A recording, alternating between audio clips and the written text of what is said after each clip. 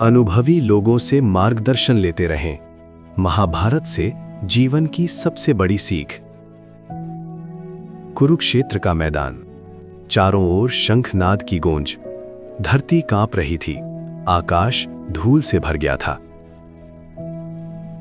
एक ओर कौरवों की विशाल सेना, भीष्म, द्रोण, कर्ण जैसे महारथी, दूसरी ओर पांडव, संख्या में कम लेकिन मन में धर्म का संकल्प। परंतु उस क्षण सबसे बड़ा युद्ध बाहरी नहीं, अर्जुन के भीतर चल रहा था। एक, अर्जुन का संशय। रथ के ऊपर खड़े अर्जुन ने जब अपने ही गुरु, पितामह और संबंधियों को सामने खड़ा देखा तो उसका हृदय कांप उठा। उसने गांडीव नीचे रख दिया। केशव, मैं इन पर बाण कैसे चलाऊं? ये मेरे अपने हैं। राज्य के लिए क्या मैं अपने ही कुल का विनाश कर दूं? अर्जुन का शरीर शिथिल हो गया, आंखें भर आईं। वो वीर जिसने देवताओं को भी पराजित किया था, आज अपने ही मन से हार रहा था। यही जीवन की पहली सीख है। सबसे बड़ा युद्ध बाहर नहीं, भीतर होता है। 2, मार्गदर्शन का महत्व।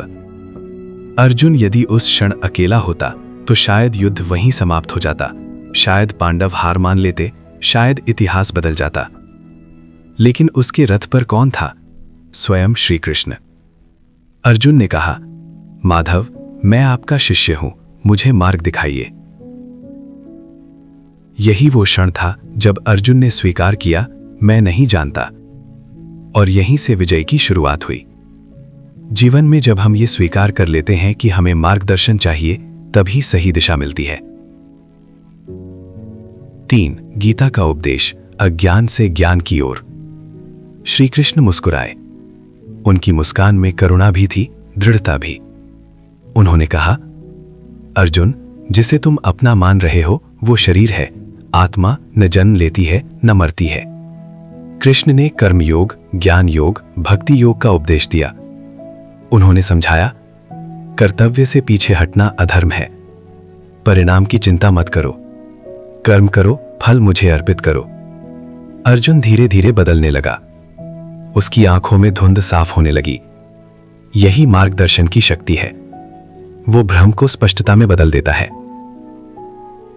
4, पांडवों की रणनीति, हर कदम पर सलाह। युद्ध केवल शक्ति से नहीं जीता जाता, वो बुद्धि, धैर्य और सही मार्गदर्शन से जीता जाता है। भीष्म पितामह को कैसे हराया जाए? भीष्म अजेय थे, कोई उन्हें पराजित नहीं कर सकता था। तब भी श्री कृष्ण ने मार्ग बताया। शिखंडी को आगे रखो, भीष्म उस पर अस्त्र नहीं उठाएंगे। रणनीति सफल हुई। द्रोणाचार्य का वध। द्रोणाचार्य अपराजय थे। कृष्ण ने योजना बनाई, अश्वत्थामा मारा गया। ये समाचार सुनाकर उनका मन तोड़ो। रणनीति कठिन थी लेकिन युद्ध में आवश्यक। कर्ण का अंत। कर्ण महान योद्धा था। जब उसका रथ धंसा, अर्जुन हिचकिचाया। कृष्ण ने स्मरण कराया, धर्म की रक्षा के लिए निर्णायक बनो। हर बार, हर मोड़ पर पांडवों ने मार्गदर्शन लिया। 5, दूसरी ओर कौरव। कौरवों के पास भी भीष्म, द्रोण, कृपाचार्य जैसे ज्ञानी थे, लेकिन दुर्योधन ने कभी उनका मार्गदर्शन नहीं माना। भीष्म ने चेताया, विदुर ने समझाया, कृष्ण स्वयं शांति प्रस्ताव लेकर आए, लेकिन अहंकार ने कान बंद कर दिए। जहां सलाह अनसुनी होती है, वहां पतन निश्चित होता है। 6, वनवास के समय भी मार्गदर्शन। वनवास के समय पांडव निराश थे, लेकिन उन्होंने ऋषियों मुनियों से मार्गदर्शन लिया। मार्कंडेय ऋषि ने धैर्य सिखाया, व्यास जी ने तप का महत्व बताया, कृष्ण ने विश्वास बनाए रखा। यही कारण था कि विपत्ति में भी वे टूटे नहीं। 7, आधुनिक जीवन की सीख। आज हमारा जीवन भी एक कुरुक्षेत्र है। करियर का युद्ध, रिश्तों का संघर्ष, मानसिक तनाव, निर्णयों की उलझन। अक्सर हम अर्जुन की तरह भ्रमित हो जाते हैं। लेकिन प्रश्न है, क्या हमारे जीवन में कोई कृष्ण है? कृष्ण का अर्थ केवल भगवान नहीं, कृष्ण का अर्थ है माता पिता का अनुभव, गुरु की सीख, वरिष्ठों की सलाह, जीवन के अनुभवी लोग। जो व्यक्ति मार्गदर्शन स्वीकार करता है वो गलती दोहराने से बच जाता है। 8 अहंकार बनाम विनम्रता। दुर्योधन ने कहा, मैं सब जानता हूं। अर्जुन ने कहा, मैं आपका शिष्य हूं। 2 वाक्य, 2 परिणाम, एक हार गया, एक जीत गया। 9 निर्णय का समय। युद्ध के 18वें दिन जब दुर्योधन गिरा, तब केवल शक्ति नहीं हारी थी, अहंकार हारा था। और केवल अर्जुन नहीं जीता था, मार्गदर्शन जीता था। 10 जीवन का सार। यदि सफल होना चाहते हो, अनुभवी लोगों से सलाह लो, गुरु का सम्मान करो, अहंकार छोड़ो, सीखने के लिए तैयार रहो।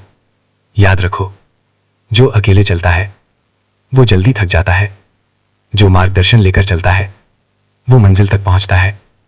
अंतिम संदेश, कुरुक्षेत्र केवल इतिहास नहीं है, वो हर दिन हमारे भीतर होता है।